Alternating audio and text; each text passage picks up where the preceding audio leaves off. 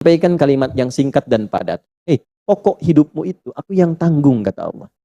Apa belum cukup pemberian pokok engkau berkehidupan? Kau bisa hidup itu. Nafasmu, udara yang kita hirup, ketenangan yang dirasakan. Allah tampilkan itu dulu. Kalau belum sadar, ditarik ke aspek materi. Apa yang paling pokok? Makanan. Orang nggak makan, selesai. Bapak mau sekaya-kayanya, asetnya triliunan, nggak makan, meninggal. Nggak makan aja, selesai. Oleh karena itu, kenapa ditarik kepada aspek yang paling pokok, makan? Ya, yang cari kerja kan begitu juga. Makanya di Al-Quran, kalimat pertama kali mencari kerja, dimanapun itu berada, dikaitkan dengan makanan. Ya, kita cek di Al-Baqarah itu kan, misalnya kan, saat masuk ayat 169 itu, ya ayyuhan nasu, kulu mimma fil ardi halalan thayyibah. Hei semua manusia, silahkan bertebaran di muka bumi, dimanapun yang bisa dijangkau. Jadi teorinya, mencari kerja itu, ketika ditampilkan di dalam Al-Quran, silahkan bergerak melampaui ruangnya. Jangan batasi diri Anda. Anda melamar pekerjaan di tempat A. Tidak ada. Untuk Anda, cari tempat B. Nggak ada istilahnya, nggak ada lowongan tuh, nggak ada. Lowongan selalu terbuka, tinggal kembali kepada kita untuk sungguh-sungguh mendapatinya. Ya, kalau bergerak dengan jalan Allah, kita sandarkan pada ketentuan Allah, nanti Allah akan menunjukkan kepada kita yang sesuai dengan niat kita. Jadi bukan ditolak, kadang diarahkan kepada tempat yang sesuai dengan kebutuhan kita. Di sini memang gajinya bagus, tapi ditolak dulu kamu karena di sini sholatnya susah. Baca Qurannya sulit. Gajinya emang bagus, 100 juta per bulan.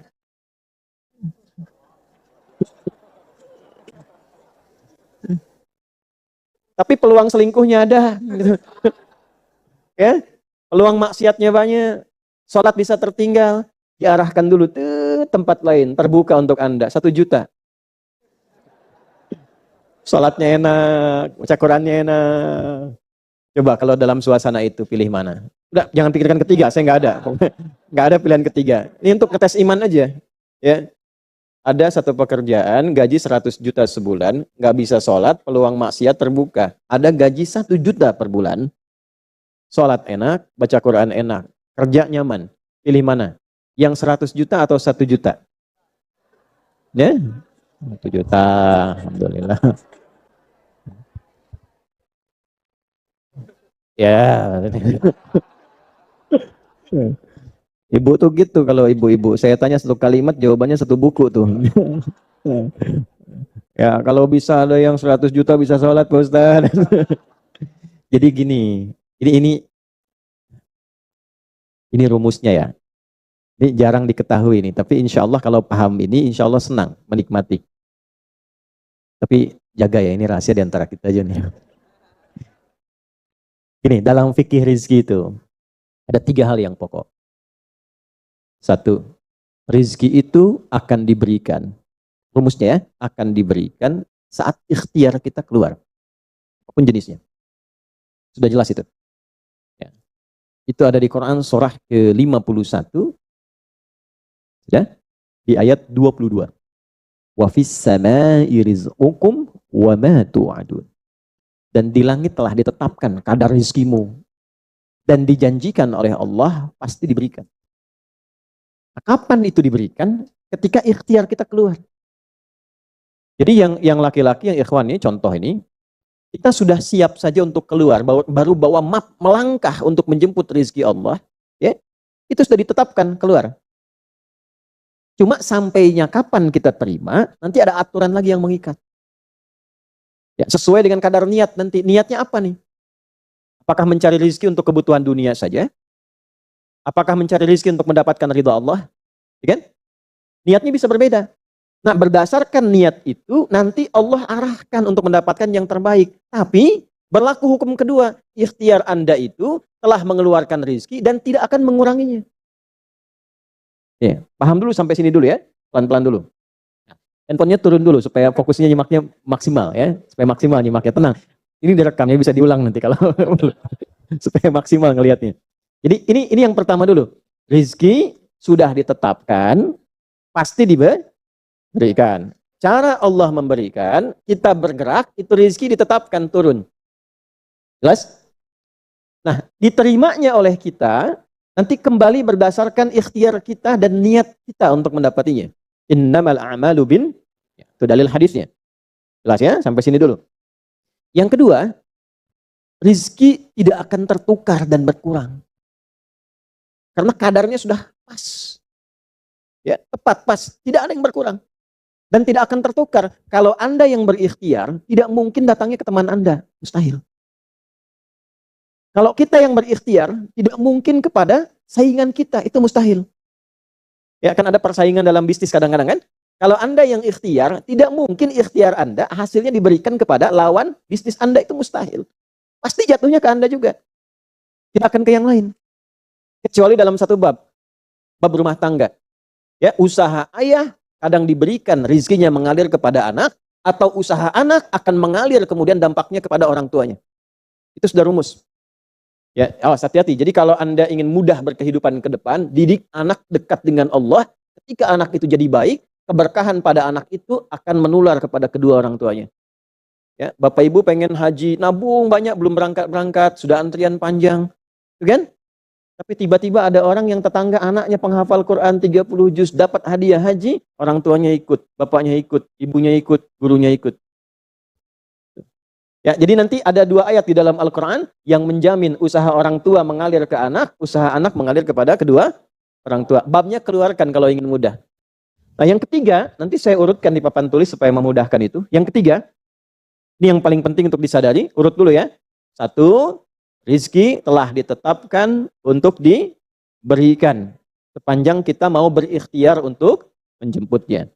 2, rizki tidak akan berkurang dan tidak akan tertukar. Baik ya? Jelas sampai sini? Nah, ketiga, ini yang paling penting. Fokus ini dengan baik. Rizki akan ditentukan keberkahannya berdasarkan nilai keimanan seorang hamba. Catat ya, rizki akan ditentukan kadar keberkahannya. Saya bicara berkah dulu tuh. Berdasarkan kadar keimanan seorang hamba. Yang ketiga ini kaidah khusus yang membedakan antara beriman dengan belum beriman. Sebab kita bisa bertanya kepada Allah, ya Allah, saya sudah beriman. Ada hambamu belum beriman. Apa yang membedakan iman saya dengan hambamu yang belum beriman terkait dengan persoalan rizki? Maka turun nanti ada ayat tentang rizki yang dikaitkan dengan iman. Sekarang kita praktekkan pelan-pelan.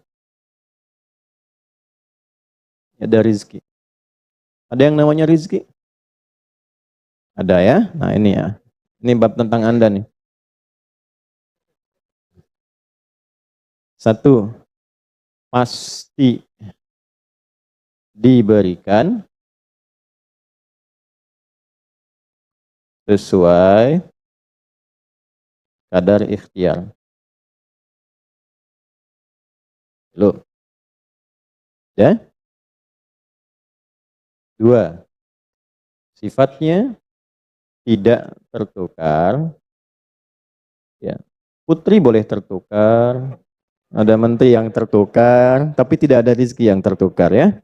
Tidak tertukar sesuai dengan niat. Rizki nggak butuh alamat ya Pak. Begitu dapat langsung diberikan. Karena malaikat tuh kalau sudah turunkan nggak mungkin salah alamat tuh. Udah tercatat semua itu. Ya. 3, kadar iman menentukan keberkahan satu rizki. Keberkahan rizki. Ini 3 ini. Ya. Ya, pelan-pelan. Ya, cara memahaminya bagaimana? Kalau ada yang bergerak, itu pasti rezeki diperintahkan ya untuk diturunkan. Tapi sekali lagi tadi, apakah itu akan langsung diterima atau nanti diakumulasikan, dikumpulkan? Yang dengan pengumpulan itu di titik tertentu Allah berikan. Jadi kalau Anda misalnya belum dapat hari ini, belum dapat hari besok, sepekan nyari nggak dapat. Tiba-tiba bulan yang ketiga dapat. Dan gajinya begitu besar tawarannya. Bahkan belum mulai udah dikasih ya pesangon misalnya untuk uang muka banyak sekali. Nah, cara memahaminya bagaimana? Bukan berarti ketika Anda dapat di situ besar. Itu akumulasi kumpulan yang telah dikumpulkan dari ikhtiar Anda sejak awal. Paham nggak sampai sini? Paham ya? Nah, kenapa ada hukum demikian? Masuk ke sini dulu nih. Ya, saya mau tanya sebentar. Bapak Ibu, yang para ayah dulu ya, laki-laki lah terutama. Kalau mencari rizki dalam konteks bekerja ya, untuk materi. Karena rizki itu nanti ada ketenangan, anak-anak, keturunan itu rizki juga. Dalam konteks mencari materi, untuk makan, untuk minum, dan sebagainya, saya tanya, untuk memenuhi kebutuhan hidup atau untuk mencari ridho Allah? Udah jujur aja, nggak usah. Pasang sini dulu. Udah, wajahnya nampak kok ini. Saya tanya, untuk kebutuhan hidup atau mencari ridho Allah? Nah, ini nomor satu. Nggak mau kalah dua-duanya.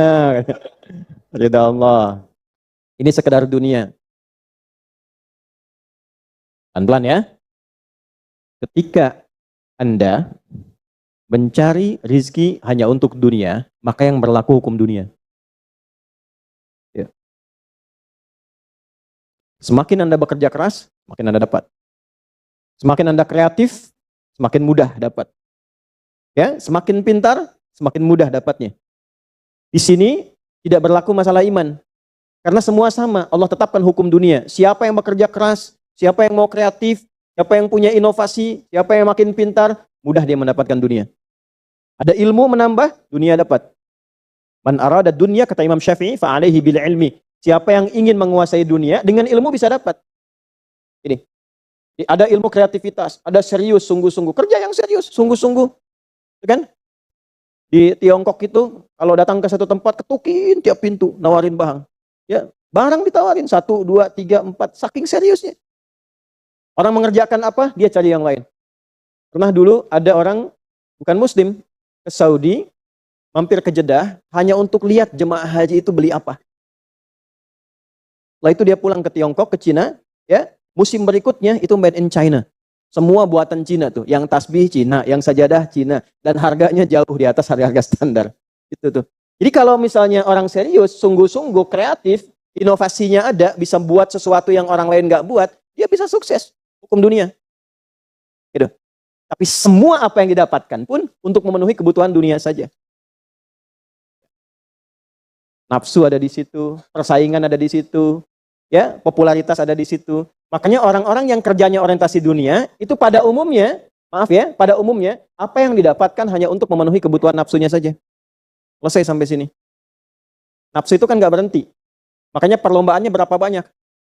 Ayo, siapa yang duluan dapat 10 triliun? Siapa yang duluan dapat 20 triliun? Dunia. Dan nggak akan berhenti. Begitu dapat, pengen nambah lagi. Dapat, pengen nambah lagi. Walaupun yang dipakai mungkin tidak sampai ke situ. Sekarang saya tanya Anda ya, mengumpulkan sesuatu yang tidak Anda gunakan, bermanfaat tidak? Ya, Ibu misalnya mengumpulkan kayu bakar banyak sampai seruangan masjid ini, Bu. Ya, tapi yang Ibu pakai sehari cuma 1. Ya, dikumpulin 1, 2, penuh, tapi yang dipakai 1. Tapi nggak pernah puas melihat, pengen lagi, sampai 10 masjid kayu dikumpulkan. Yang dipakai cuma 1.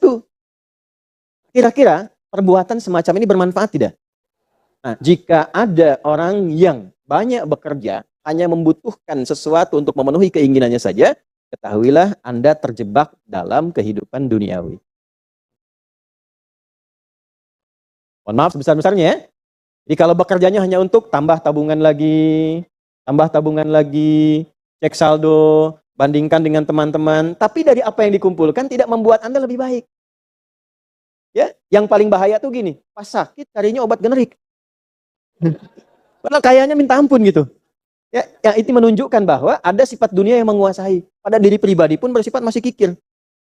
Nah ini ya, ini yang berbahaya ini.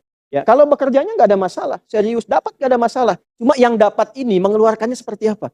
Kalau hanya mengumpulkan, hanya pamer, hanya untuk update, dia mau menyampaikan dengan pamernya, pakai hukum dunia, nggak bisa disalahkan dalam konteks dunia. Walaupun secara moral dalam hukum agama ini tidak dibenarkan. Jelas nggak sampai sini? Ya, sekarang saya tanya, ada nggak orang misalnya OKB misalnya, orang kaya baru gitu. Nah, baru kaya langsung pasang status, ada yang begitu?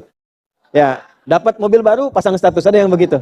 Nah, ini biasanya semakin banyak dilakukan terjebak dengan hukum dunia. Tugas kita mendoakan, bukan mencela. Oh, pasti si itu tuh, bukan ya. Jangan seperti itu. Ya, tugas kita mendoakan kembali, dan sehingga dengan doa itu mudah-mudahan sampai kepada jiwanya untuk bisa berubah. Sehingga diarahkan pada yang lebih baik. Tapi maksud saya begini, kalau ada di antara yang ngaji itu, terperdaya dengan sistem seperti ini, dia bekerja, tambah lagi, tapi penambahan itu tidak membuat kehidupannya lebih baik dan bermanfaat, dia terjebak dalam kehidupan dunia. Pada akhirnya, berlaku hukum akhir dunia. Hukum akhirnya? Fana. Dunia itu kan punya dua arti. Satu cepat, yang kedua rusak. Cepat, nggak terasa. Kayaknya baru kemarin kita ngaji ya, sekarang ketemu lagi. Cepat tuh. Ya ketemu teman, kayaknya baru kemarin main sama-sama. Ternyata sekarang udah punya cucu 4 gitu. Saya? Itu dunia. Itu hukum dunia, cepat. Ya, cepat. Yang kedua rusak. Semua dunia itu akan fana, rusak, sifatnya hilang, habis. Kalau bukan kita meninggalkan dunia, dunia yang meninggalkan kita duluan. Ini saya sering katakan, ini ada gelas nih, penampung air. Airnya habis, didiamkan saja, jangan diapa-apakan. Ini kotor, rusak sendiri. Anda punya handphone, elektronik, simpan aja, nanti rusak sendiri. Sifat semua dunia itu rusak. Ya, di sepanjang kita berada di dunia, tubuh pun nggak abadi. Yang ganteng-ganteng akan hilang dengan sendirinya gantengnya. Makanya ibu kalau cari suami ganteng nanti rugi tuh. Ya. Baik, sama, istri juga demikian, yang perempuan demikian. Semua selama di dunia hukum berlaku. Nah, harta juga begitu. Saat dikumpulkan banyak yang dihitung ini, kalau tidak sadar dengan ini poinnya. Kalau tidak sadar dengan ketentuan hidup yang benar, pasti penyesalannya di akhir. Karena semua yang dikumpulkan itu pada akhirnya akan selesai hilang. Minimal manusia yang meninggalkan apa yang dikumpulkan dari dunia ini.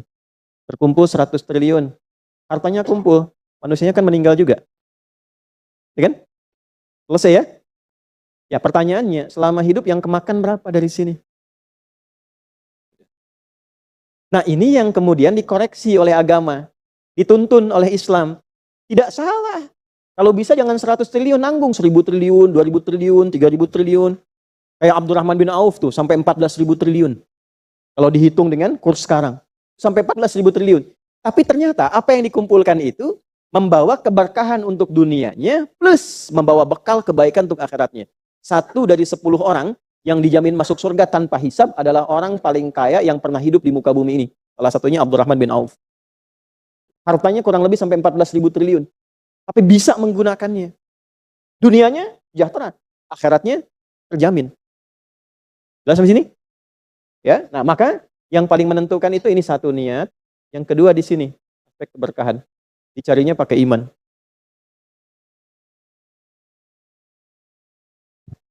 Maka niatkan yang pertama, upayakan setiap pencarian itu gunakan fungsi imannya untuk mencari ridha Allah. Maka ayatnya akan pindah ke ayat 172. Ya ayyuhalladzina amanu kulu min thayyibati ma razaqnakum. Hei orang-orang yang beriman, pakai imanmu untuk mencari kebutuhan hidupmu. Nanti aku siapkan, kata Allah, yang sesuai dengan kadar imanmu. Karena itulah kadang kelihatannya begini. Kelihatannya mohon maaf ya Bu, Pak, gak dapat lagi. Padahal sudah tahajud malamnya. Udah puasa, udah baca Quran, lamar gak dapat lagi. Ini gak dapat lagi. Bukan karena ini Anda gak bisa dapat, bukan. Karena belum cocok dengan iman Anda. Ini belum thayyib. Belum thayyib. Belum ada baiknya. Mungkin ada bagian dari usaha itu yang kurang cocok untuk iman. Tapi ikhtiar Anda mencari, itu oleh Allah ditetapkan. Setiap dia berangkat, tuliskan. Siap turunkan, siap turunkan. Cuma kapan diturunkan? Nah, itu kadang-kadang ada latihan untuk menguatkan keimanan kita. Sampai kita melewati semua perjalanan pencarian rezeki itu, baru diturunkan. Dan hebatnya, dalam mencari ini, Allah berikan bonusnya. Ada bonus pengalaman. Pernah sakit, pernah capek, pernah naik ini, pernah naik itu. Tanpa sadar, itu yang menempa dirinya menjadi sosok yang lebih kuat, lebih baik. Yang ketika rezekinya diberikan seutuhnya, dia sudah bisa menggunakan rezeki ini sesuai dengan pengalaman sebelumnya. Yang mahal tuh ini. Makanya Abdurrahman bin Auf itu kan diambil dulu, dirampas hartanya. Berangkat 400 km, jalan kaki, nggak bawa apa-apa. Dipakai dulu ilmunya. Belajar dulu jadi penyalur, dapat upah, dapat bonus dulu, baru dipakai lagi. Tapi perjalanan itu menempa hidupnya dengan iman, sehingga jadi orang terkaya yang pernah tercatat dalam kehidupan di bumi sampai hari ini. Jadi kalau satu kali Anda melamar kemudian ditolak pekerjaan, jangan langsung simpulkan tidak diberi. Alhamdulillah ya Allah, yang telah memberikan kepadaku rizki yang baru berupa penolakan ini untuk menguatkan iman dan mentalku untuk menjemput rizkimu yang lebih baik daripada ini. Jelas ya? Nah, ini poin-poin ini yang mahal. Nanti kalau sudah dapat ilmu ini, yang lainnya akan lebih mudah. Jadi jangan disimpulkan, ya Allah, aku sudah ngaji, aku sudah tahajud, kurang apa lagi? Sampai hari ini aku belum dapat. Nah, itu sesuatu yang tidak tepat untuk keluar, tapi juga bisa dipahami karena boleh jadi belum mendapatkan pencerahan sesuai dengan bab rizkinya. Nah, pada akhirnya dikembalikan, kalau sudah dapat itu ditanya balik oleh Allah, itu mau dipakai apa? Toh pada akhirnya aku yang cukupkan. Ya, falyanzuril insanu ila ta'ami. Yang pertama kebutuhan makan kita pastikan dengan baik. Allah yang kasih, masa digunakannya untuk mencari yang tidak baik? Jelas? Baik, kemudian diteruskan ayatnya, saya agak cepat. Anna sababnal ma'a sabba, thumma syaqaqnal arda fa'ambatna fiha habba. 1, wa 'inabau, 2, wa zaituna, wa hadaiqa, wa fakihatan, 5, mata'an lakum wa li'an'amikum. Stop sampai sini dulu. Nanti kita lanjutkan kepada inti bahasan bagian akhirnya. Yang tadi mukadimah ya, sekarang kita baru mulai itu. Enggak, ini kan tadi saya mau ingatkan dulu apa yang kita gali kemarin. Khawatirnya begini. Maaf, kita ngaji, tapi hasil dari ngaji belum bisa digunakan untuk mengevaluasi diri. Itu yang sayang. Ya, jadi kembalikan pada diri kita sampai detik ini, kita duduk sama-sama, materi yang sebelumnya sudah semaksimal mana kita buat lebih baik. Koreksi diri sudah, kalau tubuh sudah bagus, sekarang memenuhi kebutuhan hidupnya seperti apa, kerjanya bagaimana, cara mengkali kerjanya seperti apa. Jangan sampai terkumpul-kumpul kelihatan banyak, tapi yang banyak itu tidak disukai oleh Allah Subhanahu wa Ta'ala. Paham sampai sini? Paham ya? Nah, sekarang, yuk kita kembalikan ke sini, nggak apa-apa, biar ini muncul dulu. Ini ya. Jazakallahu khair. 1. Ya Allah uraikan nikmat kepada kita dari mulai kebutuhan pokok, bahasa kerennya kebutuhan primer, sampai yang tambahan, sekunder, nambah lagi, tersier, dan seterusnya ya. Nah, ini ibu-ibu yang mungkin belum pernah dengar istilah-istilah ini, nah kadang-kadang ini yang suka dimunculkan dalam kehidupan kita. Jadi saya bawa istilah-istilah yang memudahkan dipahami saja ya. 1. Ya, pelan-pelan. Falyanzuril insanu ila ta'amih. Maka cepatlah manusia sadar dengan kekuasaan Allah dari mana dia bisa makan, mendapatkan kebutuhan pokoknya. Apakah karena usahanya yang hebat? Apakah karena uang yang sudah terkumpul? Apakah karena kedudukannya dia bisa terus makan enak? Ya. Nah, maka Allah turunkan lagi supaya mengerti yang punya uang, yang punya kedudukan, mohon maaf sekali ya, yang punya hal-hal yang mudah untuk bisa makan, Allah kembalikan ke hukum asalnya supaya sadar semua kembali ketentuannya kepada siapa? Allah. Makanya kadang dalam cari rezeki unik Pak. Yang pintar nggak dapat, yang disebut kurang pintar dapat. Kadang-kadang demikian. Ya, yang IPK-nya 4 belum dapat, yang IPK 2,5 dapat misalnya kan? Misal ya. Nah, kalau dipikir menggunakan logika nggak nyambung. Tapi kalau dilihat pakai iman ketemu. Untuk menunjukkan kepada kita bahwa rizki itu bukan milik orang pintar atau bodoh. Rizki itu bukan milik orang yang hebat atau bukan. Rizki itu kembali kepada Allah. Itu poinnya. Anna sababnal ma'a sabba. Allah berikan gambaran yang pertama, itu Anda yang makan. Kalau sistemnya yang saya atur rapi itu, saya kunci sedikit aja, sulit Anda makan. 1. Air yang mengalir, yang tercurah dari langit, yang mengalir kemudian di daratan, yang dengan air itu masakan bisa dimakan, berbagai macam bisa dinikmati, kata Allah, itu adalah kuasaku. Siapa yang mengatur air? Bukan PDAM. PDAM itu mengolah air ketika airnya sudah ada. Yang menghadirkan airnya siapa? Nah kata Allah, kalau saya kunci itu air sedikit saja, bagaimana kamu merasakan kebutuhan hidupmu? Itu dulu 1 ya, untuk menyadarkan kembali. Makanya menggunakan na di situ, bukan tu. Allah bisa mengatakan misalnya, ana tidak pakai tasdid, sababtul ma'a sabba. Tapi ketika menggunakan na, di sini ada ta'zimun nafsi dalam ilmu nahwu. Ya. Na singkatan dari nahnu. Ta'zimun nafsi li ta'zimi sya'ni. Allah membawa keagungan dirinya untuk menunjukkan satu hal yang sangat istimewa dan agung. Jadi makan itu, kemudian fungsi air itu sangat istimewa bagi manusia. Penting. Saking pentingnya ditampilkan keagungan Allah di dalamnya. Anna, sungguh dengan keagunganku, akulah yang mengatur curahan air itu, sampai dengan curahan itu engkau bisa mendapatkan kebutuhan pokok hidup. Kalau aku kunci sedikit saja, kemarin saya dari Harau, ya, kabupaten 50 kota itu. Itu satu-satunya di Indonesia yang kabupatennya 50 kota itu. Sampai di lokasi, kemudian disampaikan oleh wali nagarinya bahwa ini Ustaz kering. Anda bayangkan ya? Bayang tidak? Belum saya sampaikan. Jadi itu alamnya indah sekali. Air terjun tuh di mana-mana. Kita baru masuk sudah air terjun. Terus tempatnya itu di belakang air terjun 7 lapis. Indahnya luar biasa. Tapi ternyata airnya ditahan oleh Allah sebentar. 4 bulan lah kurang lebih. Pak Ibu, mohon maaf ya, kering. Sungai kering, ini kering, semua kering. Tanaman juga mulai layu sedikit-sedikit. Baru kemudian merasa, Ustaz belum pernah terjadi selama ini. Mohon doakan, mohon kita berdoa. Supaya mudah-mudahan ini airnya muncul lagi, tanaman hidup lagi dan sebagainya. Anda bayangkan, satu bagian Allah kunci sedikit aja. Kadang-kadang penguncian itu untuk mengingatkan kembali, ingat tidak dengan Allah. Bawa ke praktek hidup. Maaf, Anda dagang nih. Modal 5 juta, dapat hasil 10 juta. Untung berapa? 5 juta. Dapat hasil lagi bulan depan 15 juta, untung berapa? 10. Hasil lagi bulan depannya lagi 20 juta, untung berapa? 15 juta. 15 juta untung ya. Bulan depannya lagi dapat 7 juta. Pertanyaan saya, rugi atau untung? Tapi kadang masih disebut rugi. Rugi nih. Biasanya 20 juta, cuma 7 juta. Pernah nggak? Pernah nggak mengalami begitu? Ya, pertanyaannya bukan itu sebetulnya. Saat itu turun omsetnya, ingat Allah tidak. Itu dulu ingat Allah tidak. Sama dengan di luar, air dikunci sedikit supaya ingat Allah, minta lagi. Baru istisqa, baru sholat dan sebagainya. Anda kerja dikunci dikit aja dulu, ingat Allah nggak? Atau Anda masih mengandalkan kemampuan Anda, tingkatkan lagi ini. Produksi kita harus ditambah, kreativitas kita harus bergerak maksimal. Ayo datangi, door to door. Berarti Anda terjebak dalam hukum dunia. Ayo yang didapatkan yang 20 juta. Haknya sudah ditunaikan belum? Sedekahnya sudah belum? Berbaginya sudah belum?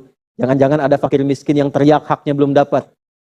Jangan-jangan ada saudara yang belum mendapatkannya.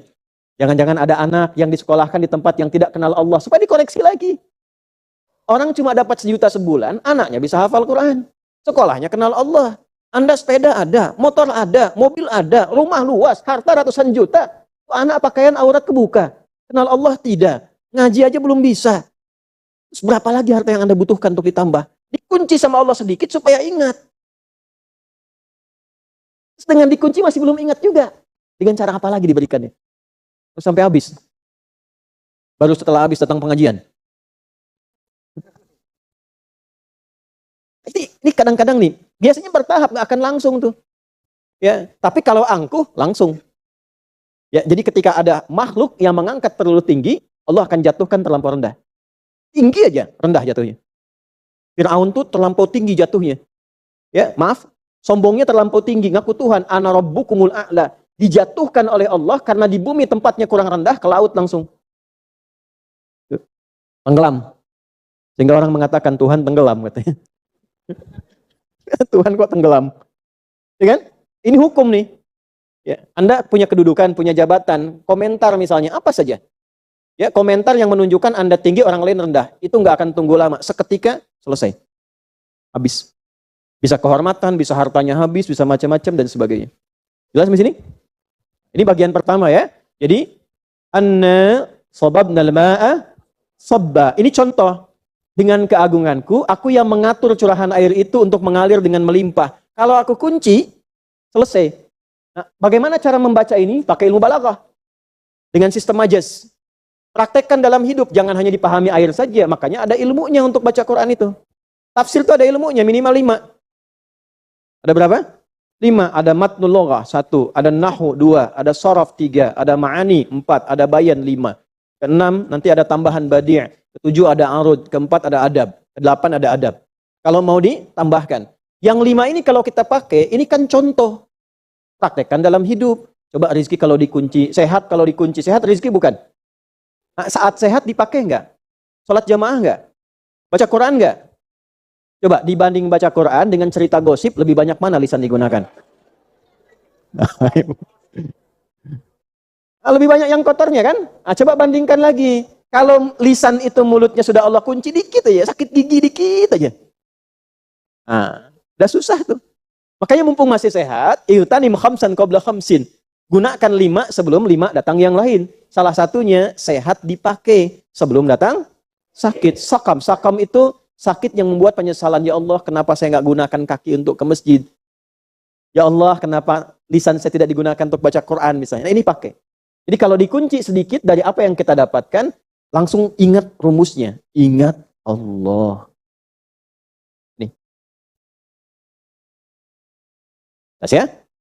Nah, nanti babnya belajar lebih detail. Tadi dikunci tuh. Harusnya terakumulasikan dapat rezeki. Oh ini kok sudah setahun nggak dapat. Lihat lagi babnya. Apa nih bab penghalangnya? Oh birrul walidain. Pasti punya masalah sama orang tua. Di antara kuncinya. Lihat lagi. 1, 2, 3. Paham? Anna sababnal ma'a sabba. Thumma syaqaqnal arda syaqqa. Kemudian air jatuh ke tanah gembur lagi, terbelah lagi. Supaya bisa ditanami.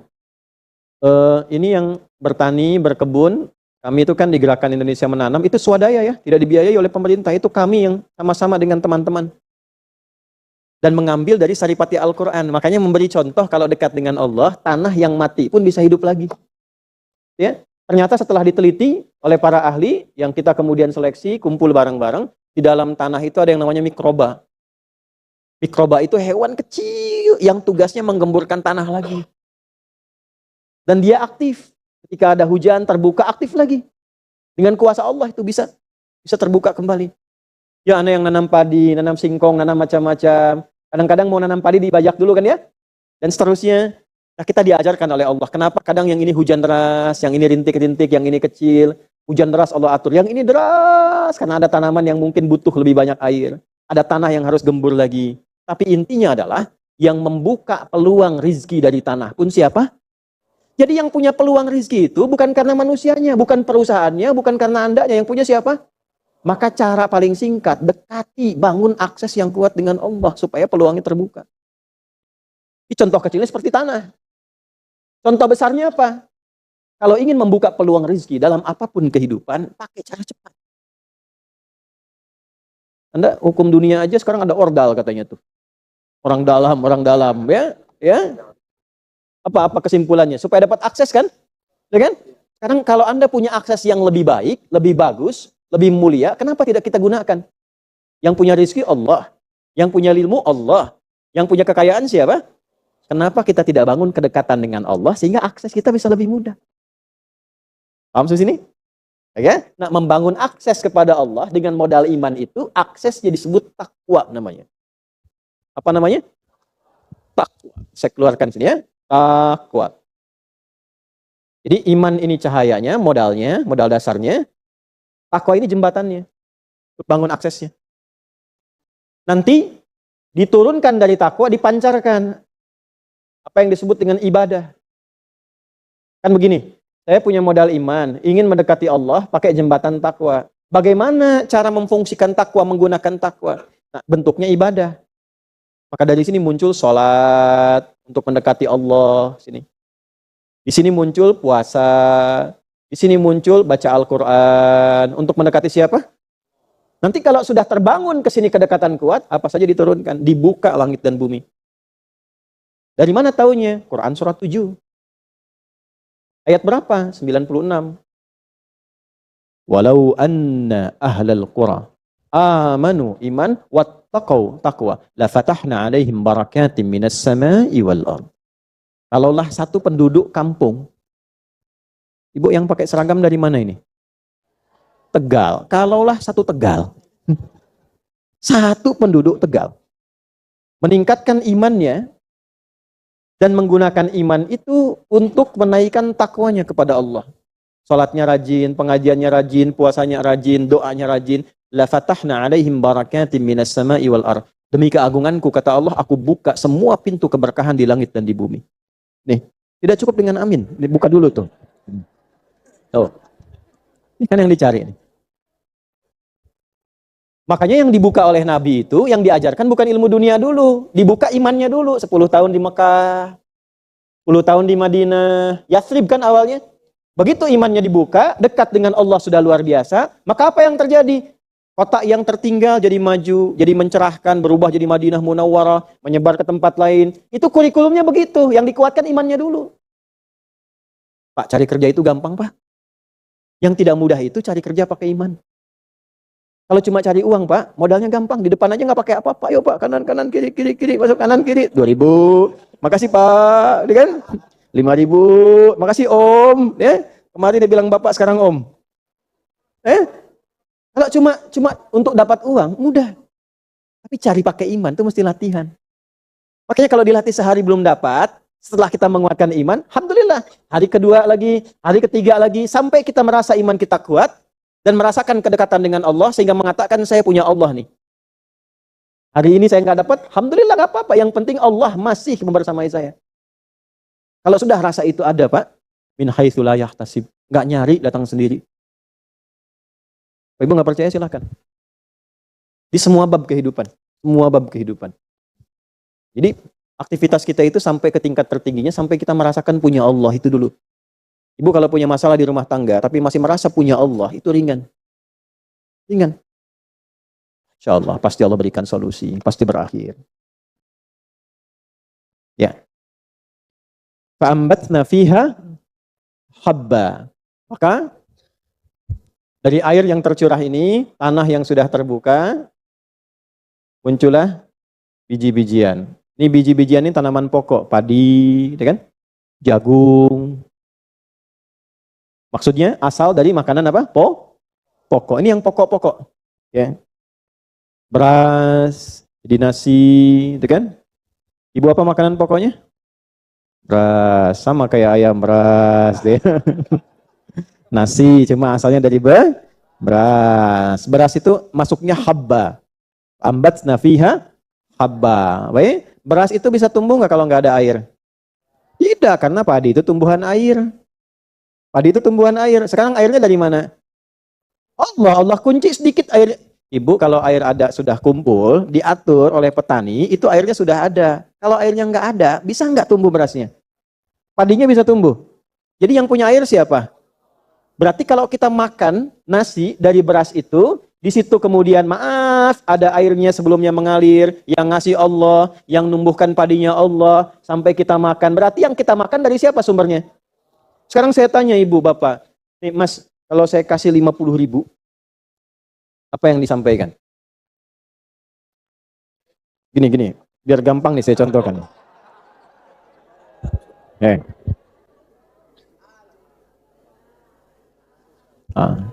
Sebentar. Makasih Ustadz. Itu kan? Paling kita jawab sama-sama kan? Tapi karena ini contoh, saya ambil lagi. Yang contoh.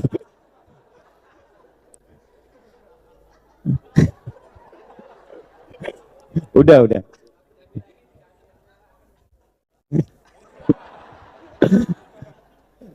Gini, dengan manusia saja yang sekali berbuat baik, kita bisa berterima kasih. Kenapa kepada Allah yang tiap waktu memberikan kebaikan pada kita, itu tidak ada. Sedikit munculnya. Alhamdulillah Allah tuh maha menerima walaupun sedikit. Makanya disebut syakur, yang maha menerima walaupun sedikit. Nah, kembalikan lagi, kamu bisa makan itu sumbernya dariku. Kalau nggak ada itu, nggak makan kamu. Sekarang dalam kehidupan dunia, kita berterima kasih. Mengapa saat Allah berikan itu, rasa terima kasih kita tidak muncul? Nah, cara berterima kasih kepada Allah berbeda dengan makhluk. Karena Allah bukan makhluk. Kepada makhluk berkata-kata, setelah itu bersikap baik kan? Senyum. Bos, direktur di pekerjaan ngasih gaji tiap bulan, tiba-tiba baik sama direktur. Nyapanya, senyumnya, fasilitasnya luar biasa. Sekarang Allah baik pada kita. Bagaimana kita mengungkapkan terima kasih itu? La in syakartum, itu indahnya Allah begitu. Begitu kita berterima kasih malah ditambah. Ini kan tidak. Terima kasih cuma sama-sama. Ada nggak orang terima kasih, terima kasih, terima kasih? Nggak ada kan ya? Allah beda. Begitu kita berterima kasih ditambah. Semakin berterima kasih ditambah. Gitu. Kadang baru ngasih udah pengen diambil lagi. Manusia kan? Manusia. Nah, cara berterima kasihnya bagaimana? Kembali ke rumus ini lagi. Ini. Pakai imannya, meningkatkan takwa, ibadahnya tambah lagi. Jadi kalau orang soleh dulu dapat tambahan, orang dapat tambah ilmu, ngajinya lebih rajin. Imam Syafi'i itu waktu ilmunya bertambah, sehari hatam Quran. Sehari itu. Tambah lagi, tambah lagi, hatam lagi. Ramadan 2 kali dalam sehari. Siang sekali, malam sekali. Orang sekarang baru dapat ngaji Quran dulu, setelah itu Qurannya hilang. Hah? Nah ini yang kita kembalikan rumusnya. Nanti semakin meningkat takwanya, level rizkinya pindah. Dari yang biasa nyari, datang sendiri. Wa may yattaqillaha yaj'al lahu wa yarzuqhu min haitsu. Itu ayatnya jangan cuma dihafal. Anda tidak akan merasa nikmat untuk mendapatkan pembuktian ayat itu kalau hanya dengan menghafal. Amalkan ayat itu baru terasa kenikmatannya. Setelah itu rasakan bedanya, bedakan rasanya, pasti akan terasa bedanya itu. Pasang status tuh. Ini pakai dulu ini. Kerjanya pakai takwa, belajarnya pakai takwa. Belajar pakai takwa tuh jangan nyontek. Pakai, Allah sudah kasih ilmu pada diri kita itu. Kembangkan ilmunya. Yang mahasiswa-mahasiswa nih. Allah ciptakan kita dengan pintar. Potensi di sini ada. Pakai itu. Kalau itu keluar, takwanya muncul, itu jadi orang hebat di kemudian hari. Ya, nggak cukup dengan amin tuh. Butuh ini tuh. Ini ke kelas saja sudah titip absen kan? Nah, gimana mau pintar? Nanti ke kantor juga begitu. Begitu kerja dipakai lagi rumusnya. Ini nggak akan bisa kita mendapatkan apa yang kita harapkan itu. Balik ke sini. Jelas di sini? Jadi ini kembalikan dari sekian yang kita kemudian dapatkan, berapa yang meningkatkan takwanya? Sehingga perbandingannya begini. Takwa sama dengan rizki. Semakin meningkat takwanya, meningkat rizkinya. Gitu ya? Semakin turun takwanya, menurun kualitas, bukan kuantitas. Bukan jumlahnya, tapi keberkahannya. Karena takwa berbicara tentang keberkahan. Walau anna ahlal qura amanu wattaqau lafatahna alaihim barakat. Apa cirinya berkah itu? Bertambah nilai kebaikan dan manfaatnya. Baik plus manfaat. Uang banyak, tapi banyaknya uang tidak membuat baik. Nah itu berarti ada yang hilang keberkahannya. Uang banyak, bajunya bagus. Harganya satu dari atas sampai ke bawah, misalnya 1 miliar pakai baju. Misal. Dunia itu biasa aja bu. Biasa aja dunia itu. Orang nyebut triliunan. Dulu sahabat itu disebut harta sebanyak apapun biasa aja. Gak ada tuh, wah Masya Allah. Ya, biasa saja gitu. Dunia itu biasa. Yang dikhawatirkan Nabi itu umatnya yang kaya, yang tidak bisa mengelola kekayaannya dengan baik. Ya, sekarang pakai pakaian 1 miliar dari atas sampai ke bawah. Tapi yang dipakai itu, maaf, tidak ada unsur keberkahan. Aurat terbuka. Setelah itu pamer muncul. Ya, pakaian nggak bisa dipakai sholat. Untuk apa? Mobil bagus, harganya 8 miliar. Tapi belum pernah dipakai ke masjid. Buat dipanasin aja, puncak bolak-balik gitu. Udah, simpan lagi di garasi. Kerjaan. Anda beli sesuatu yang nggak Anda pakai. Yang menikmati siapa? Ya, beli mobil cuma buat disimpan di garasi. Ntar dipanasin, balik lagi, panasin, balik lagi. Dipakai enggak? Berarti kan nggak ada kegunaannya. Jelas gak? Bukan dilarang, tidak, silakan beli mobil yang sekian miliar, pakai ya buat nyantunin anak yatim, buat bekerja lagi dunianya, pakai buat pengajian, buat ke masjid. Jangan parkir depan masjid. Cari parkiran lain supaya orang nggak lihat. Parkir depan masjid, pimpin. Sama juga itu, bohong syariah itu.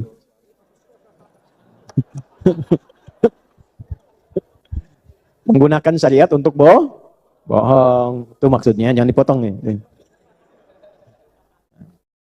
Nah ini ya, jadi setiap kita, akhirnya apa? Setiap makan ingat Allah, itu puncaknya.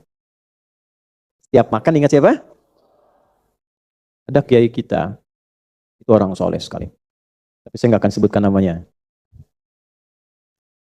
Itu setiap kali mau makan, beliau menggunakan pakaian yang bagus.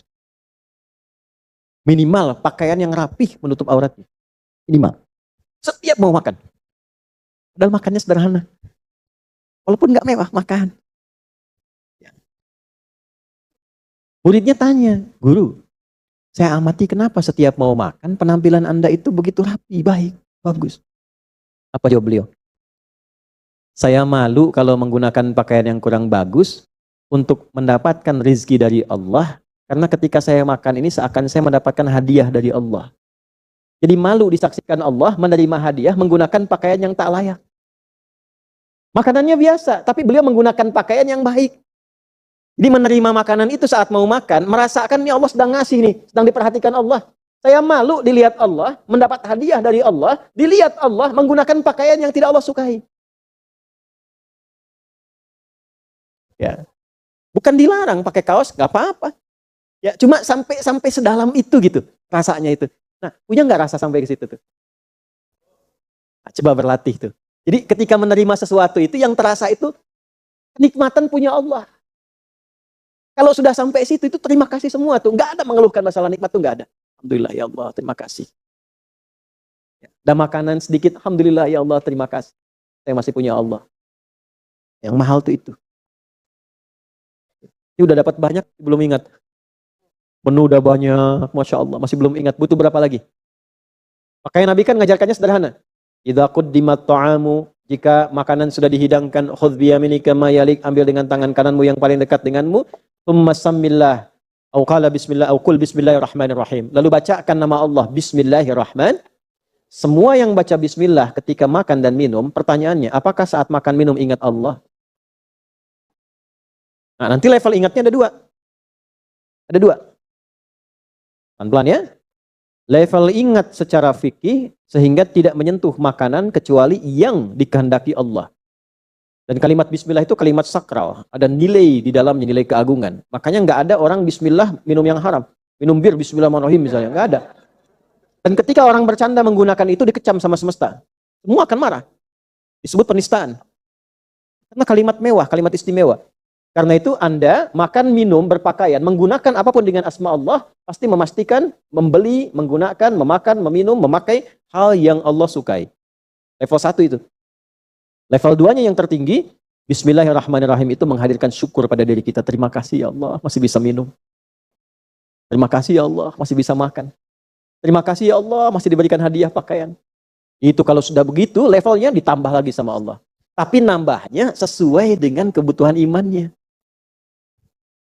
Kalau imannya sudah bisa menggunakan harta, tambah lagi banyak. Jadi unlimited tuh. Unlimited, kalau sudah punya Allah tuh nggak terhitung. Kalau manusia masih terhitung. Orang paling kaya sekarang berapa hartanya? 5.000 triliun. 5.000 ya? Siapa namanya? Elon Musk. 5.000 triliun. Masih sedikit. Karena masih terhitung. Yang hebat itu yang tak terhitung. Makanya kalau punya Allah, nggak akan terhitung. Apa saya dibutuhkan gampang. Jelas? Kita berlatih tuh. Nah, biasakan dari makanan dulu, yang kecil-kecil, bersyukur, alhamdulillah, terima kasih. Makanya minum dengan basmalah ditutup dengan hamdalah. Ya, Ibu kenal Nabi Ibrahim, Bu? Ah, ya, Bu. Berapa usia Ibu ini ya? Ibu kenal Nabi Ibrahim. Alhamdulillah, memang kalau udah agak siang agak beda situasi. Nabi Ibrahim apa gelar beliau itu? Angkat tangan. Mana? Hah? Khalilullah. Khalilur Rahman. Ya, dua-duanya betul. Khalil. Enggak dapat hadiah, cuma tanya aja. Bagus. Nah, ini pertanyaannya, kapan beliau mendapatkan gelar itu? Angkat tangan yang bisa. Ya, ini bukan cerdas cermat nih. Tanya dulu, kapan beliau dapat gelar itu? 1 juta. 2 juta. 5 juta kurang 50.000. Dah waktu habis. Beliau dapat gelar itu karena perkara sederhana. Makan, minum, bismillah, selesai alhamdulillah. Turunlah kemudian wattakhadallahu Ibrahim khalila. Langsung jadi kekasih Allah. Mau minum bismillah, selesai alhamdulillah. Jadi ketika semua pekerjaan dilakukan karena ingat pada Allah dan syukur kepada Allah atas ingatnya itu langsung Allah tetapkan kekasih Allah. Jadi kekasih Allah, jadi Khalilullah, Khalil Rahman, karena perkara yang sederhana. Tapi dari kesederhanaan itu muncul keistimewaan yang sangat luar biasa. Ya, jelas? Ya, maaf ya. Nah, ini rahasia kedua ya. Cari amalan sederhana yang biasa, tapi yang orang belum banyak kerjakan dan niatkan karena Allah. Itu wasilahnya luar biasa. Maaf ibu, ada perempuan kurang baik. Perempuan malam. Keluar siang juga. Di masa itu. Jadi ini perempuan seharian lah. Ya, siang keluar, malam keluar, sore keluar. Masa itu dulu. Bu, waktu jalan kecapean, lihat ada, maaf ya, ada anjing kehausan. Gak pakai, haus. Ibu tahu ceritanya? Ya udah. Udah gak tahu.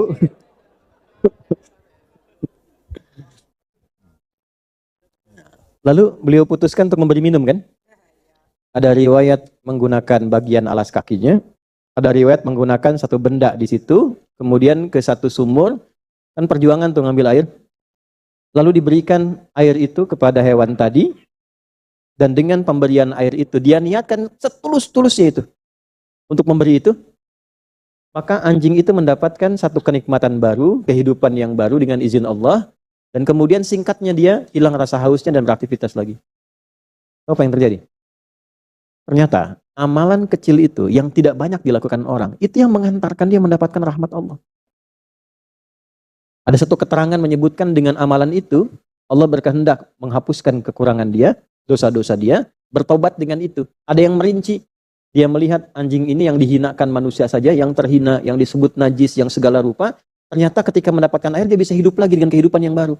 Kenapa saya yang bukan hewan, walaupun berbuat yang kotor, yang salah di masa lalu, tidak berusaha mendapatkan kebaikan baru? Jadi dari air yang dia berikan, dia mendapatkan hidayah dari situ, berubah kemudian jadi orang baik, yang dengan kebaikan itulah rahmat Allah diturunkan kepadanya. Jadi Allah itu kadang ketika ingin memberikan seseorang kebaikan, tidak harus memberikan yang besar, kadang dari yang kecil-kecil.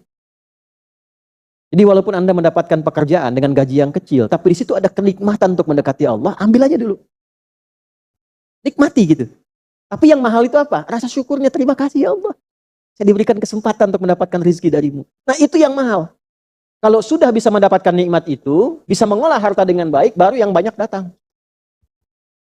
Nah kadang dikasih banyak, gak bisa ngolah, celaka lagi. Jelas? Oke? Jadi kembali ke situ. Anna sababna al-ma'a sabba, thumma syaqaqna al-arda, fa'ambatna fiha habba. Ini habba, setiap makan makanan pokok, usahakan ingat Allah. Minimal, makan, bismillah, selesai makan. Nah, itu level 1. Level 2-nya, yang dibaca itu rasakan ada rasa di dalam jiwa. Sampai merasakan kenikmatan, beralhamdulillah itu merasakan nikmat betul, punya Tuhan Allah. Kalau sudah seperti itu, semua makanan nikmat. Ya, makan pakai garam aja nikmat, pakai ayam lebih nikmat, dan seterusnya ya. Ya telat ya. Wa inabau wa qadba, dan anggur. Qadba, apa itu qadba? Coba cari siapa yang tahu artinya qadba. Itu terjemahan ya, sayuran ya. Sayuran itu diterjemahkan sayuran. Gini, qadba itu asalnya tanaman merambat. Ya, tanaman merambat. Dulu di masa-masa kehidupan Nabi, itu ada orang membawa tanaman ini untuk pakan hewan. Pakan hewan. Ya. Nah, bagusnya pakan hewan ini, tanaman qadba ini, kalau dimakan oleh hewan-hewan ternak, ya sapi misalnya, kerbau misalnya, itu pertumbuhannya bagus, bikin gemuk, dagingnya enak. Kalau dimakan oleh hewan tunggangan, kuda dan semisalnya, itu kuda-kudanya bagus. Ya, ada yang menyebutkan asalnya dari Persia, dibawa ke wilayah Arab, kemudian berkembang di situ. Nah ini yang diteruskan, dibawa oleh Barat, dikembangkan, Tariq bin Ziyad bawa sampai ke Andalusia, dikembangkan di Iberia, sekarang Spanyol, ada wilayah Portugal, ya dibawa lagi kemudian ke tempat-tempat lain, makanya ada yang menyebut kuda-kuda Spanyol itu bagus-bagus dan sebagainya, dikembangkan. Sekarang Amerika yang kembangkan pohon ini. tumbuhan ini. Ya, ini bahasa Latinnya ada yang menyebut dengan alfalfa namanya. Alfalfa sekarang. Kalau Anda klik alfalfa itu ada semacam tumbuhan rambat. Itu khotbah. Ya, tapi ada yang mengartikan sayur mayur. Gini, kalau ibu, bapak makan tanpa sayur, makan beras aja, nasi aja, hidup nggak? Hidup. Tapi kalau pakai sayur lebih enak nggak? Nah, berarti tambahan kan? Yang tambahan pun berasal dari siapa? Allah. Jadi kalau kita ditambah pun Allah yang kasih juga. Pakaian itu kan pokoknya menutup aurat. Jadi kalau pakaian bagus, lebih bagus lagi, lebih mahal, itu bonus. Tapi yang kasih siapa? Allah juga. Yang punya pakaian sederhana bisa ngaji, sholat berjamaah, zikirnya lirih, bangun bisa tahajud. Anda yang dikasih lebih. Yang lebih daripada itu. Yang lebih mewah, lebih mahal. Bangun malam nggak bisa. Sholat 5 waktu terlambat. Malu nggak tuh? Mau ditambah berapa lagi? Kedudukan masih biasa, udah bisa luar biasa. Mohon maaf nih teman-teman nih, ya di TNI misalnya yang di Polri dan sebagainya, ya. Nah, prajuritnya udah bisa sholat, sunnah, tahajud dan sebagainya. Yang bintang udah tambah kedudukan tinggi. Bintang itu kan ketuhanan yang Maha Esa tuh. Semakin banyak dekatnya dengan Allah. Evaluasi. Yang punya harta, yang punya ilmu. Maka yang paling celaka, jamaah datang, ustadznya ngajar. Jamaahnya mencari akhirat, ustadznya cari dunia. Itu paling celaka. Celaka itu. Jamaahnya ingat Allah, ustadznya ingat dunia. Itu yang bahaya. Makanya ustadz juga doakan. Gak mudah jadi ustadz itu. Ya. Punya ilmu tidak disampaikan, salah. Disampaikan tidak dikerjakan, salah. Dan berlaku seumur hidup, tidak bisa pensiun. Belum dengar ada ustadz pensiun. Kiai pensiun, mantan kiai. Karena pilihannya udah akhirat. Kalau pilih jadi kiai, jadi yang ulama, itu proyek akhirat. Nggak usah mikirin dunia. Dunianya datang sendiri, Allah yang siapkan. Kalau masih cari dunia, berarti belum ustadz betulan. Belum kiai betulan. Ya. Pilihan jadi kiai itu pilihan akhirat. Apalagi warasatul anbiya itu pilihan akhirat. Nanti Allah sudah siapkan sendiri dunianya. Kalau masih Anda mencari dengan agama itu mencari dunia, belum jadi kiai betulan. Paham nggak? Itu rumus sama, semua sama hukumnya. Jadi kalau semakin ditambah semakin nggak ingat pada yang nambah, ya ini kan cuma kebutuhan tambahan. Iya, sayur kebutuhan tambahan. Tapi dengan tambahan itu nikmat kehidupan. Kenal nggak sama yang nambah? Bawa, jangan cuma sayur, bawa dalam kehidupan kita. Di pakaian makin bagus, handphone tuh masih pakai 3315 kan biasa. Sekarang sudah layar begini, ya. Tuh, coba berapa di status yang ingat pada Allah? Waktu update status tuh berapa hadis yang diupdate? Ayat yang diupdate. Jangan-jangan yang diupdate cuma makanan, minuman, barang-barang dan sebagainya. Imannya diupdate nggak? Ya, nah, diingatkan kembali. Wa inaba wa qabba, jadi baik yang pokok, baik yang buah-buahan, ada anggur. Anggur kan cuma contoh di situ. Yang lain-lain juga sama. Tapi kan saya nggak makan anggur, Ustaz. Jadi boleh dong ya tidak menyebut nama Allah. Mana teh kumaha? Contoh ya. Ya disebutkan sebagian mewakili keseluruhan. Nah, sinekdok pas prototo namanya. Kemudian wa zaituna wa nakhla. Zaitun, tadi kan anggur. Anggur mau jadi makanan enak. Tapi kalau zaitun bisa jadi minyak. Ada obat lagi. Yang jadi minyak pun dari Allah juga. Dari bijinya, dari minyaknya, dari macam-macamnya. Nakhla kurma, satu tumbuhan utuh. Dari mulai batangnya sampai ke atasnya bisa difungsikan. Kalau di Arab kurma, di kita punya kelapa. Dari tunas sampai ujungnya ada manfaatnya. Siapa yang menyiapkan untuk kita? Allah. Ya, teruskan. Wa hadaiqa ghulba wa fakihatan, sampai kebun-kebun yang luas, sampai punya kebun, sampai bebuahan, sampai kemudian apa abba di situ? Rumputan. Ini ada dua maknanya.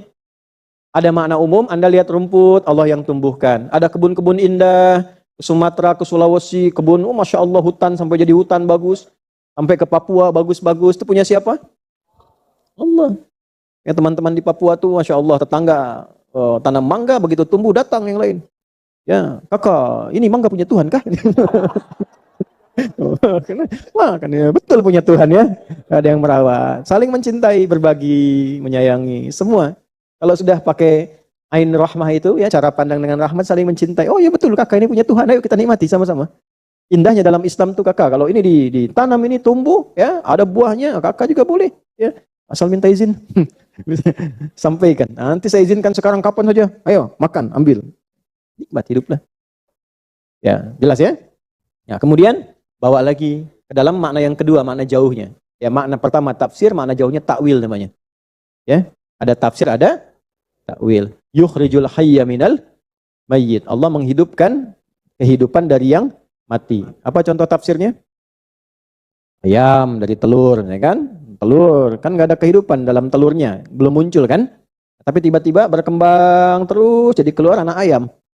Hidup, menghidupkan dari yang mati, nggak ada apa-apanya sampai muncul unsur yukhrijul hayya minal mayyit. Sama dari tumbuhan tiba-tiba batang kayu terus keluar ulat aja di dalamnya dan sebagainya. Kan dari nggak ada jadi itu tafsir namanya.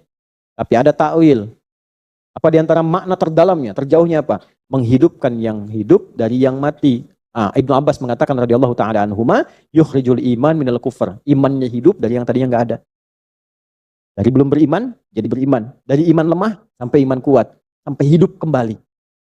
Sekarang pertanyaannya, kalau baru makan pokok belum ingat Allah, dikasih tambahan bagus belum ingat Allah, sampai Anda punya padang rumput yang ada helipadnya belum ingat Allah juga. Abba. Sampai punya kebun yang ada kuda-kuda banyak di situ belum ingat Allah juga. Kalau masih dikasih makanan pokok belum ingat Allah, kasih buah-buahan satu belum ingat Allah. Kalau fakihah sudah banyak buahnya, apelnya ada, jeruknya ada, anggurnya ada, kebunnya punya, abba, rumputan padangnya untuk hewan-hewan ternaknya ada, belum ingat Allah juga, perlu dikasih apa lagi?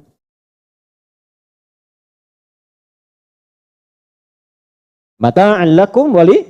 Padahal Allah sudah hadirkan mata'an supaya kamu nikmat hidupnya, lakum buat kalian, wali an'amikum, dan hewan-hewan ternakmu. Masya Allah, ada yang piala hewan banyak, sapi dijualnya pas Idul Adha lagi. Tapi nggak ingat Allah. Gimana? Ditumbuhkan, beli, sapinya dikorbankan, ya kan? Dirawat-rawat, dijualnya Idul Adha, orang Allahu Akbar, dia dapat uang, tapi nggak mengingatkan dengan Allah. Gimana? Jadi semua perangkat kehidupan kita, sejatinya gimana caranya naik mobil ingat Allah, pakai sendal ingat Allah. Kalau sudah seperti itu, fadhkuruni adzkurkum. Setiap kita ingat Allah, langsung direspon oleh Allah. Dijaga kita dalam kehidupan. Tapi ujungnya apa? Washkuruli. Nah, cara cepat untuk menjadikan kita terhubung dengan Allah, punya sifat syukur. Jaga ini sampai kehidupan berakhir. Assalamualaikum warahmatullahi wabarakatuh. Alhamdulillah, kita telah mendengarkan ceramah yang sangat mendalam dari Ustadz Adi Hidayat. Dalam ceramah ini, beliau menyampaikan berbagai pelajaran hidup yang sangat penting bagi kita sebagai umat muslim dalam mencari rizki dan menjalani kehidupan yang berkah. Berikut ini adalah poin-poin penting yang bisa kita ambil dari ceramah tersebut. 1. Rizki dan ikhtiar. Ustadz Adi Hidayat mengingatkan kita bahwa Allah sudah menetapkan rizki untuk setiap hambanya, dan rizki itu akan datang ketika kita berusaha atau berikhtiar. Rizki tidak hanya bergantung pada usaha kita, tetapi juga pada niat dan usaha yang tulus. Allah telah menetapkan kadar rizki kita di langit, dan kita hanya perlu berusaha untuk menjemputnya. Rizki datang sesuai dengan kadar ikhtiar yang kita lakukan. Terkadang Allah memberikan penundaan dalam rizki untuk menguji kesabaran kita dan untuk memperkuat iman kita. Oleh karena itu, penting bagi kita untuk terus berusaha dengan penuh keikhlasan dan tidak berputus asa. 2. Niat dalam mencari rizki. Penulis juga mengingatkan bahwa niat kita sangat menentukan kualitas rizki yang akan kita terima. Jika kita mencari rizki hanya untuk memenuhi kebutuhan duniawi semata, maka rizki yang kita terima hanya untuk dunia saja. Namun jika niat kita untuk mendapatkan ridho Allah, maka rizki yang kita terima akan membawa berkah dan manfaat yang lebih besar, tidak hanya untuk dunia, tetapi juga untuk akhirat. 3. Pilihan pekerjaan yang sesuai dengan iman. Ustadz Adi Hidayat memberikan 2 pilihan dalam memilih pekerjaan yang akan diambil. Yang keduanya dapat menjadi ujian iman. Pilihan pertama adalah pekerjaan dengan gaji besar, namun penuh dengan godaan duniawi, seperti sulitnya beribadah dan banyaknya peluang maksiat. Pilihan kedua adalah pekerjaan dengan gaji yang lebih rendah, tetapi memungkinkan untuk beribadah dengan tenang dan menjaga diri dari maksiat. Beliau mengajarkan kita untuk memilih pekerjaan yang tidak hanya menguntungkan secara materi, tetapi juga mendekatkan kita kepada Allah. Rizki yang berkah adalah yang membawa manfaat bagi dunia dan akhirat, bukan hanya sekedar harta yang diperoleh. 4. Keberkahan rizki. Rizki yang kita terima tidak hanya diukur berdasarkan jumlahnya, tetapi juga pada keberkahannya. Keberkahan rizki sangat dipengaruhi oleh tingkat keimanan dan takwa kita. Jika kita memiliki iman yang kuat dan berusaha untuk selalu mendekatkan diri kepada Allah, maka Allah akan memberikan rizki yang berkah. Rizki yang berkah akan memberikan ketenangan hati, keberhasilan dalam hidup, serta membawa manfaat bagi orang lain. 5.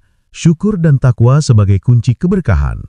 Syukur dan takwa adalah dua hal yang harus senantiasa kita jaga dalam hidup ini. Ketika kita mendapatkan rizki, kita harus selalu bersyukur kepada Allah. Tidak hanya dengan kata-kata, tetapi juga dengan tindakan kita. Syukur akan membuka pintu keberkahan dalam hidup kita. Takwa menjadi jembatan untuk mendekatkan diri kepada Allah dan membuka pintu-pintu rizki yang lebih luas. Takwa juga akan menjaga kita dari ujian hidup yang datang sebagai bagian dari ujian Allah. Ketika kita hidup dengan takwa, Allah akan memberi jalan keluar dari setiap kesulitan dan memberikan rizki yang sesuai dengan yang kita butuhkan. 6. Sabar dan ikhlas dalam menghadapi ujian hidup. Ustadz Adi Hidayat juga mengingatkan kita untuk bersabar dalam menghadapi kesulitan dan kegagalan dalam hidup. Terkadang kita merasa tidak mendapatkan rezeki yang diinginkan, meskipun kita sudah berusaha keras. Namun Allah menguji kesabaran kita, dan rezeki yang terbaik akan datang pada waktu yang tepat, sesuai dengan kehendaknya. Sebagai hamba Allah, kita harus selalu ingat bahwa segala yang kita alami adalah ujian untuk memperkuat iman kita. Allah tidak akan membiarkan kita tanpa rezeki. Rezeki kita sudah ditentukan, tetapi mungkin Allah menunda pemberiannya untuk menguji kesabaran kita. 1. Meningkatkan keimanan dalam setiap aspek kehidupan. Dalam ceramah ini, Ustadz Adi Hidayat juga mengingatkan kita bahwa untuk meraih keberkahan dalam hidup, kita harus melibatkan Allah dalam setiap aspek kehidupan kita, baik itu dalam mencari pekerjaan, berusaha, beribadah, ataupun dalam hubungan sosial. Dengan menjaga keimanan dan ketakwaan, kita akan mendapatkan hidup yang lebih berkah. Setiap usaha yang dilakukan dengan niat yang baik dan diiringi dengan doa akan membawa keberkahan dan rezeki yang halal. Allah memberikan petunjuknya melalui hati yang bersih dan niat yang tulus. Penutupan dan doa untuk Ustadz Adi Hidayat. Sebagai penutup, mari kita bersyukur atas kesempatan yang diberikan Allah untuk mendengarkan ceramah yang penuh hikmah ini. Semoga apa yang telah disampaikan oleh Ustadz Adi Hidayat menjadi pelajaran berharga bagi kita semua dan memberikan pencerahan dalam hidup kita. Mari kita berdoa untuk Ustadz Adi Hidayat agar senantiasa diberikan kesehatan, kekuatan, dan keberkahan dalam setiap langkah hidup beliau. Semoga Allah memudahkan segala urusan beliau dan memberikan petunjuknya dalam setiap amal yang beliau lakukan. Kami juga mengajak Anda untuk mendoakan beliau di kolom komentar sebagai bentuk penghargaan dan doa kita untuk beliau. Jika Anda merasa video ini bermanfaat, jangan lupa untuk memberikan like, share, dan subscribe agar lebih banyak orang yang mendapatkan manfaat dari ceramah ini. Setiap like dan share yang Anda lakukan adalah amal jariah yang akan mengalirkan pahala insya Allah. Semoga Allah memberkahi kita semua dengan rizki yang berkah